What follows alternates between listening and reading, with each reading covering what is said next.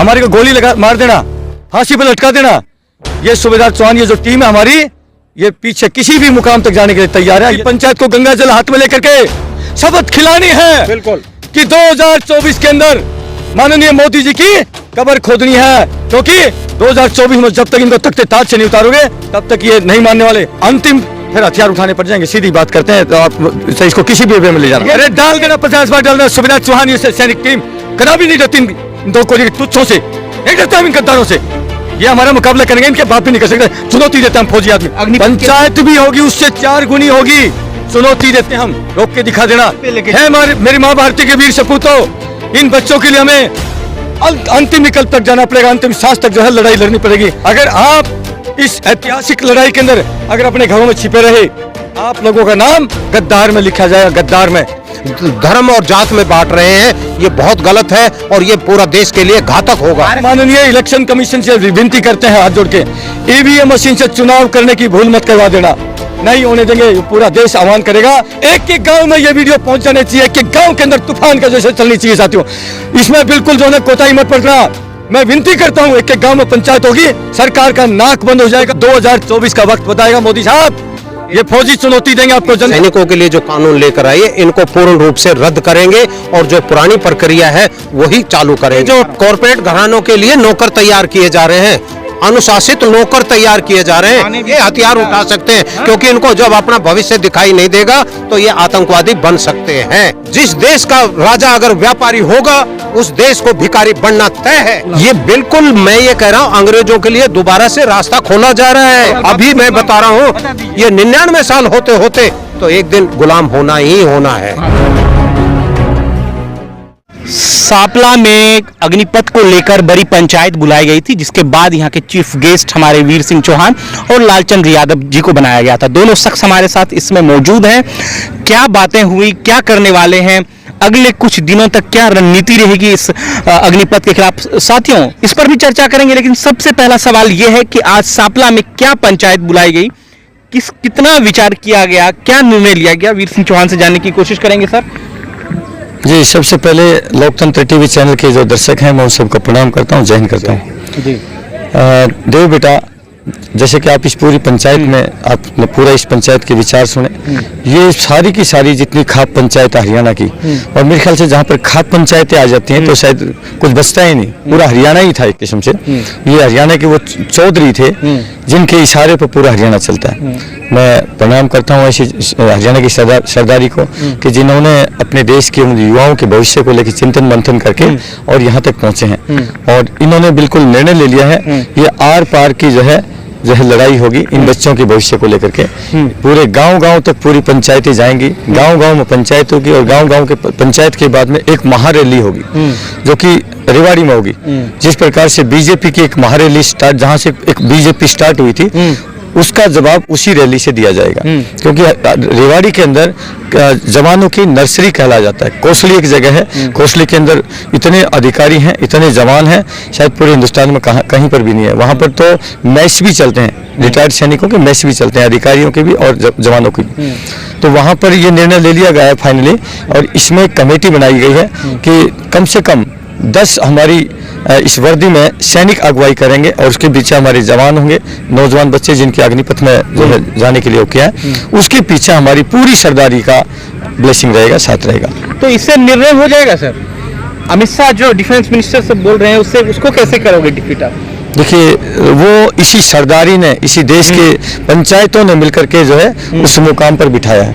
उनकी कोई क्षमता नहीं है, कोई पर्सनल कोई योद्धा नहीं है, कोई बहुत पर्सनल कोई लठबाज नहीं है, गोलीबाज नहीं है, वो उनकी क्या औकात है। जनता इसी सरदारी के पैरों में गिड़गिड़ा करके और वो उस मुकाम पर बैठे हैं। क्या मजाल अगर ये सरदारी ये बंद कर दिया था सर, फिर कर देगा आपको? मेरे को बंद कर, कोई बात नहीं। मैं तो किया था कि नहीं अभी? देखिए, हाँ बिल्कुल किया था। 26 तारीख को हमने एक महापंचायत की कॉल की थी, जो कि कराड़ा गांव के तपस्वी आदर्श परिवार के उस प्रांगण में थी। वो मुझे दुर्भाग्य से कहना पड़ता है, हमें इस बात का इल्म नहीं था कि वो सैनिकों को भी जो है डिटेन कर लेंगे। मैं सरकार को चुनौती देता हूँ। देखिए, हम शालीनता से पंचायत कर रहे थे, हम तोड़ फोड़ के बिल्कुल खिलाफ हैं, आगजनी के बिल्कुल खिलाफ हैं। आप हमारे सारे वीडियो देख लीजिए। लेकिन बच्चों की लड़ाई लड़ना ये हमारा एक धर्म बनता है, क्योंकि हम सैनिक हैं और हमारे ही घरों के लाल किसी धन्ना सेठ का बेटा नहीं जाता, किसी कॉर्पोरेट का बच्चा नहीं जाता, किसी नेता का बेटा नहीं जाता। ये हमारे बच्चों के भविष्य का सवाल है, देश की सुरक्षा का सवाल है। ये दोनों मुद्दे बहुत गंभीर है। ठीक है, आपके पास क्या लग रहा है, कैसे लड़ेंगे अब तो? देखिए, लड़ना और जीतना ये तो समय बताएगा, लेकिन ये हमारे ही बच्चे हैं, क्योंकि इसमें कोई भी पूंजीपति या इनका कोई बच्चा नहीं है। हमने तो आह्वान किया है, अरे इन जितने दबा देगी बीजेपी आपका। अरे भाई सुनो, दबा देगा, हमको दबा करके क्या करेगी? दबाएगी तो जनता इनको 2024 का लक्ष्य इनके सामने है, और ये नौजवान पीढ़ी जो है इनको जवाब दे देगी, और वो जवाब इनको सुनना पड़ेगा, और ये तब मुंह की खाएंगे। जैसे 77 के अंदर इंदिरा गांधी ने जो किया था, तो वो एकदम से कांग्रेस का सफाया हो गया था। ठीक उसी प्रकार से इस बार बीजेपी का इस 4 साल की युवा सेना के लिए यही सबक होगा। हाँ। आप बार बार दबाने की बात कर रहे हैं, आपको क्या लगता है सैनिक डर जाएंगे? सैनिक को डरा लेंगे लोग? भाई मेरे इस बीजेपी से मैं विनती करता हूं, आप हमें सूबेदार पान सिंह तोमर के बनने के लिए जो ना अग्रसर ना करें। हैं? बिल्कुल, आप पान सिंह तोमर देख लेना, उस सूबेदार पान सिंह तोमर की मूवी देख लेना। हम वो बनने में देर नहीं लगाएंगे। अगर हमें नाजायज दबाने की कोशिश करी, अगर लोकतंत्र का गला दबाने की कोशिश करी, तो मुझे कहने में कोई गुरेज नहीं है। ये भी सूबेदार चौहान है, वो भी सूबेदार पान सिंह तोमर था। तो हमें उस रास्ते में मत लेके जाइए, अन्यथा फिर बाद में दोष हमें मत देना। आप बच्चों के लिए हथियार उठा लेंगे? देखिए, सरकार से लड़ जाएंगे? बिल्कुल, नरेंद्र मोदी से लड़ेंगे आप? बेटा अगर ये हमारे लोग उसको जबान को दबाने की कोशिश करेंगे, तो हमें वो देर नहीं लगेगी। हमारे को गोली लगा मार देना, फांसी पर लटका देना। ये सूबेदार चौहान, ये जो टीम है हमारी, ये पीछे किसी भी मुकाम तक जाने के लिए तैयार है। यदि हमें दबाने की कोशिश करी, हम कोई अनैतिक काम नहीं करे, हम लोकतांत्रिक अधिकार रखते हैं। इतना तो बोलने का हमारा अधिकार है कि क्या सही है क्या गलत है। अगर इसको भी अगर गला दबाने की कोशिश करी, तो साथियों बस इतना ही कहूंगा, बस अंतिम फिर हथियार उठाने पड़ जाएंगे। सीधी बात करते हैं, तो आप इसको किसी भी वे में ले जाना। जेल में डाल देंगे सर? अरे डाल देना, 50 बार डालना। सूबेदार चौहान ये सैनिक टीम कदा भी नहीं डरती इन दो को तुच्छों से, नहीं डरता इन गद्दारों से। ये हमारा मुकाबला करेंगे, इनके बाप भी नहीं कर सकते। चुनौती देता हम फौजी आदमी, इस देश का पूरा सैनिक, इसी एक गांव का सैनिक। दिल्ली में पंचायत क्यों नहीं बुला पाई? जेल में कर दिया ना इस पंचायत भी होगी, उससे 4 गुनी होगी। चुनौती देते हम, रोक के दिखा देना, शालीनता से परमिशन के साथ करेंगे। अभी तो तुमने बहाना ले इंटीमेट कर दिया था, कहीं परमिशन गारंटीड नहीं करते पुलिस, सिर्फ उसको इंटीमेट करना होता है, सिर्फ बहाना ले लिया। अब की बार वहां जाकर के सिर पर खड़े होकर के परमिशन ग्रांट कर, भाई हम अपनी जगह पर पंचायत कर रहे थे, तुमने रोका हमको। लेकिन चलो कोई बात नहीं, भगवान देखेगा।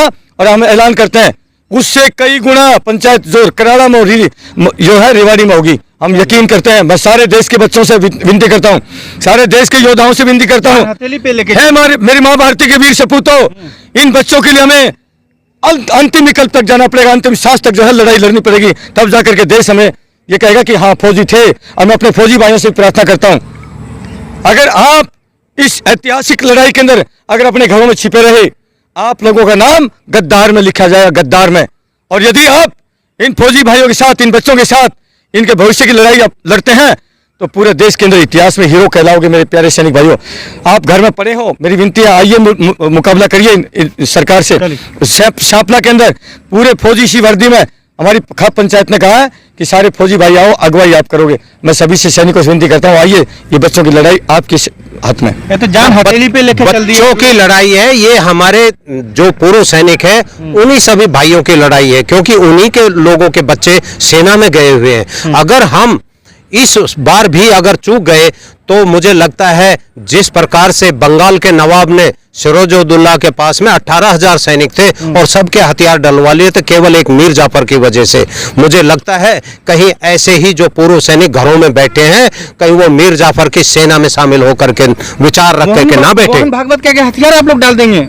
ये तो हथियार कैसे डाल देंगे? के आगे नतमस्तक हो जाएंगे? अरे क्यों नतमस्तक हो जाएंगे? नतमस्तक होने का मतलब क्या समझते हो? आरएसएस, मैं ये कहता हूँ, डॉक्टर हेडगेवार ने, केशवराव बलिराम हेडगेवार ने 1925 में जो ये आरएसएस का जो जन्म किया था, वो देश की परिस्थितियां कुछ ऐसी थी कि उसके लिए उन्होंने तैयार किया था एक सेना का।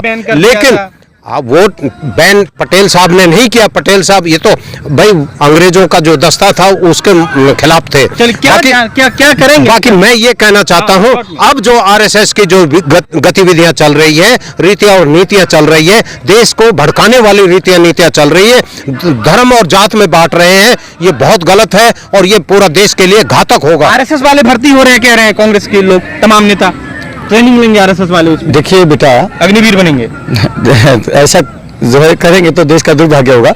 मैं तो एक चीज कहूंगा, मैं सारे देश के नौजवानों से एक अपील करना चाहता हूं, हाथ जोड़ करके, कोई हुड़दंग नहीं करना, कोई पत्थरबाजी नहीं करना, कोई रोड ब्लॉक नहीं करना, कुछ नहीं करना। एक फौजी अंकल का आपसे विनती है, आप लोग एक काम करिए, पूरे देश के अंदर जितने भी नौजवान बच्चे हैं, और ज्यादा से ज्यादा इस वीडियो को शेयर करिए। मेरा कॉन्टैक्ट नंबर भी बताता हूँ और फिर मैं बताता हूँ आपको करना क्या है।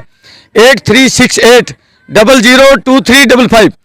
अपने अपने गांव जितने बच्चे हैं, अपने अपने गांव के प्रधान से मिलिए, सरपंच महोदय से मिलिए, पंचायत से मिलिए, और गांव की पंचायत बुलाइए और पंचायत के अंदर एक हस्ताक्षर अभियान चलाइए। उसकी लिस्ट, जो लिस्ट बनेगी वो लिस्ट हमारे पास भेजिए, और उस वीडियो के माध्यम, वीडियो बनाइए उसका पंचायत का, और वीडियो के माध्यम से कहिए कि मोदी जी हम आपसे विनती करते हैं, आप इस कानून को वापस कर लीजिए, हमारे भविष्य के साथ खिलवाड़ मत करिए, और हम सदैव आपके आभारी रहेंगे। कानून नहीं, सुनिए, विनती तो कर सकते हैं, नहीं मानेंगे तो उसके बाद की बात। अगर आप नहीं मानते हैं, कानून वापस नहीं लेते हैं, तो गंगा जल हाथ में लेकर के बच्चों, पूरी पंचायत को गंगा जल हाथ में लेकर के शपथ खिलानी है, बिल्कुल, कि 2024 के अंदर माननीय मोदी जी की कब्र खोदनी है, क्योंकि 2024 में जब तक इनको तख्ते ताज से नहीं उतारोगे तब तक ये नहीं मानने वाले। मोदी जी साथ ही साथ मैं एक चीज और कहना चाहूंगा, बच्चों, जो ईवीएम के अंदर इनकी जान छिपी है, जैसे पिंजरे वाला राजा था, उसके अंदर पिंजरे वाले तोते के अंदर जान छिपी है, ईवीएम मशीन से हम माननीय इलेक्शन कमीशन से विनती करते हैं हाथ जोड़ के, ईवीएम मशीन से चुनाव करने की भूल मत करवा देना, नहीं होने देंगे, पूरा देश आह्वान करेगा। और मैं ये कहता हूं सारे बच्चों से, ये वीडियो को इतना फैला दो, एक महीने के अंदर लगभग 6.5 लाख के आसपास मेरे गांव है हिंदुस्तान के अंदर, एक गांव में ये वीडियो पहुंच जाने चाहिए, एक गांव के अंदर तूफान का जैसे चलनी चाहिए साथियों। इसमें बिल्कुल जो है कोताही मत बरतना। मैं विनती करता हूं, एक गांव में पंचायत होगी, सरकार का नाक बंद हो जाएगा, लाखों करोड़ों के अंदर यहाँ पर हस्ताक्षर अभियान जो है, जो हमारे पास लिस्ट पहुंचेंगी, हम सुप्रीम कोर्ट में भी जाएंगे, माननीय राष्ट्रपति के पास जाएंगे और दिखाएंगे जनता का मैंडेट क्या है। मोदी जी खुदा है, भगवान है, जो कह दिया वो लागू हो गया। बेटा ये तो वक्त बताएगा कि वो खुदा है या क्या है, ये वक्त बताएगा, जो 2024 का वक्त बताएगा। मोदी साहब, ये फौजी चुनौती देंगे आपको,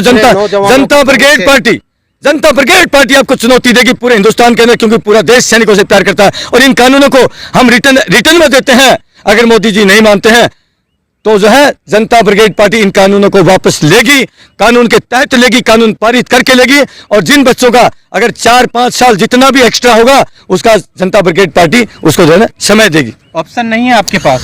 हमारे पास ऑप्शन क्यों नहीं है? जनता ब्रिगेड पार्टी इन तीनों के, जो ये सैनिकों के लिए जो कानून लेकर आई है, इनको पूर्ण रूप से रद्द करेंगे, और जो पुरानी प्रक्रिया है वही चालू करेंगे, और हर सैनिक को पेंशन भी मिलेगी, क्योंकि जीवन यापन करने के लिए रोज वो एक भत्ता है। सारे विधायकों को खरीद लिया, अरे यही तो भूल है, हमारे देशवासियों को अभी तक नजर नहीं आ रहा, क्योंकि ऐसा चश्मा चढ़ा हुआ है, मोदी जी के नाम का चश्मा चढ़ा है कि वो सब कुछ हरा हरा दिखाई देता है। जब 2-2 हजार करोड़ में एक विधायक को खरीद करके उनको 8,000 करोड़ के जो चार्टेड प्लेन के अंदर उनको गोवा से गुवाहाटी तक घुमा रहे हैं, गुवाहाटी से बॉम्बे तक घुमा रहे हैं, ये कहां से आ रहा है? ये पैसा हमारा है।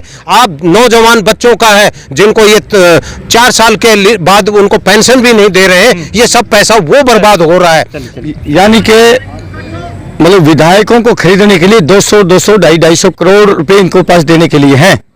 देशवासियों, विनती आपसे सोचना, आत्मा से सोचना, अंधभक्तों के मत सोचो, चलिए ठीक है। और इन टीओडी वाले जवानों को पेंशन देने के लिए परेशानी है साथियों। टोटली जितने हमारे नेता हैं, उनकी मल्टीपल पेंशन को अगर बंद कर दिया जाए, मल्टीपल पेंशन को बंद कर दिया जाए, तो 29,000 करोड़ रुपए पैसा बचता है।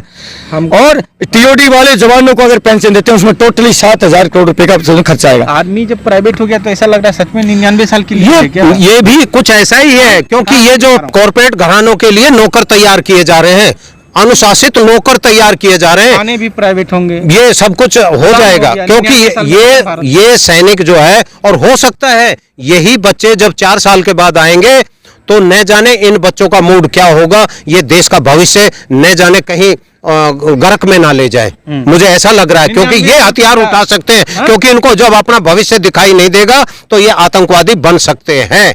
ये मेरा पक्की गारंटी है। बिल्कुल ठीक कह रहे हैं साहब हमारे। देखिए बहुत ही दुर्भाग्यपूर्ण स्थिति है, मतलब किसान और जवान को ही टारगेट करना इस सरकार का मेन लक्ष्य है, और अपने व्यापारी मित्रों को जो है फायदा पहुंचाने के लिए, क्योंकि इन व्यापारी मित्रों ने बड़े बड़े जो है उसके सिक्योरिटी के जो है ठेके ले रखे हैं, और उनको ठेका तो मिल ही जाता है वहाँ से। एक सिक्योरिटी गार्ड के नाम से ड्रा करेंगे सरकार से 30,000 और इसको देंगे 15,000 रुपये, इससे बढ़िया तो कुछ सौदा ही नहीं। और आखिरी में मैं एक बात कह देता हूँ, जिस देश का राजा अगर व्यापारी होगा उस देश को भिखारी बनना तय है, ये पक्की गारंटी है। लालचंद यादव जी बोलिए।